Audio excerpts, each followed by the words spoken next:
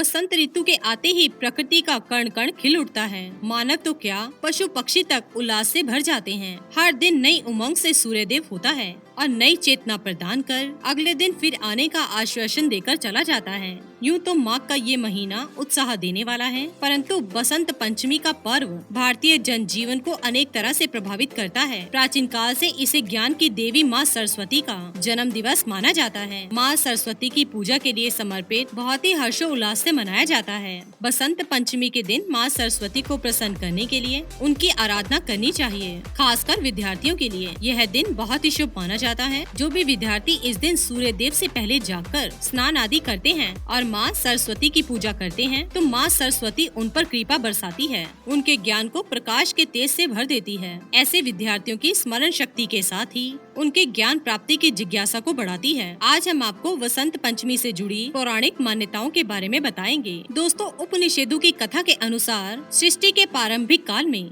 भगवान ब्रह्मा जी ने जीवों की रचना की, खास तौर पर मनुष्य की रचना की, लेकिन वे अपनी रचना से संतुष्ट नहीं थे। उन्हें लगता था कि कुछ तो कमी रह गई है, जिसके कारण चारों ओर मौन छाया रहता है। तथा ब्रह्मा जी ने इस समस्या के निवारण के लिए अपने कमंडल से जल अपनी अंजनी में लेकर संकल्प स्वरूप उस जल को छिड़क कर भगवान श्री विष्णु जी की स्तुति की। ब्रह्मा जी की स्तुति से प्रसन्न होकर भगवान विष्णु उनके समक्ष प्रकट हुए तथा ब्रह्मा जी ने भगवान विष्णु से प्रार्थना की, हे प्रभु, मैंने सृष्टि की रचना तो की है, लेकिन चारों तरफ मौन है। इसके लिए मुझे क्या करना चाहिए? ब्रह्मदेव की समस्या जानकर भगवान विष्णु ने आदि शक्ति माँ दुर्गा का आवाहन किया।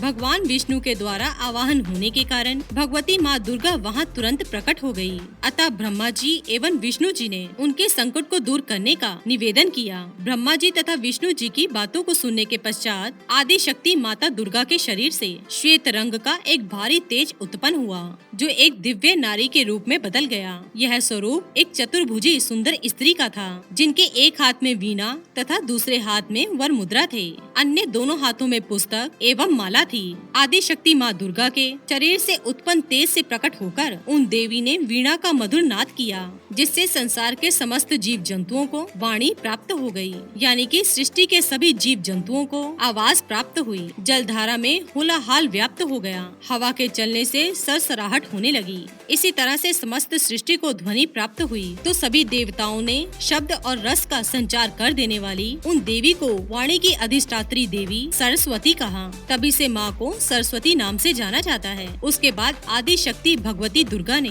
ब्रह्मा जी से कहा कि मेरे तेज से उत्पन्न हुई ये देवी सरस्वती आपकी पत्नी बनेगी। जैसे लक्ष्मी श्री विष्णु जी की शक्ति है, पार्वती महादेव की शक्ति है, उसी प्रकार ये सरस्वती देवी आपकी शक्ति होंगी। ऐसा करके माँ आदि शक्ति दुर्गा अंतर ध्यान हो गई। इसके बाद सभी देवता सृष्टि के संचालन में संलग्न हो गए। दोस्तों, माँ सरस्वती को वागेश्वरी, भगवती, शारदा, वीणा वादनी अनेक नामों से पूजा जाता है। ये विद्या और बुद्धि प्रदान करने वाली देवी है। संगीत की उत्पत्ति के कारण यह संगीत की देवी भी मानी जाती है। जिस दिन यह माँ दुर्गा के तेज से प्रकट हुई, उसी दिन को वसंत पंचमी के तौर पर मनाया जाता है। वेदों में भगवती सरस्वती का वर्णन करते हुए कहा गया है, प्रणो देवी सरस्वती वार्जे विवर्जनीवती धीना मणि त्रयोवतु, अर्थात ये परम चेतना है। सरस्वती के रूप में यह हमारी बुद्धि तथा मनोवृत्तियों की संरचना है। हमारे जो आचार और मेधा है, उसी का आधार भगवती सरस्वती है। इनकी समृद्धि और स्वरूप का वैभव बहुत ही अद्भुत है।